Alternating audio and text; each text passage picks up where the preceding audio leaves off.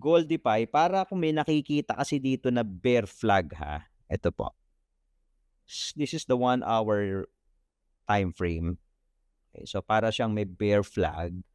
So tignan natin kung saan siya babasag. Kung babasag siya dito sa baba, sasaluhin ito.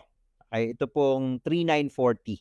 Okay. Although ang target kasi ng flag pagka bumasag po, measured move, ito, most likely 38 area. Na?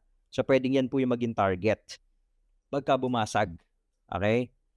So but since meron kang previous swing low dito, expect mo na posibleng talbugan to. Interesting area to sa posibleng talbugan. Ngayon, kung bumigay, hindi ka na magugulat kung ipo-fulfill niya yung measured move niya. Alright? Kailan manenegate? Paano manenegate? Paano natin masasabi dito na, teka muna, hindi na tuloy ang bear flag. Ayaw na namin dyan. Kailangan pong bumasag pataas.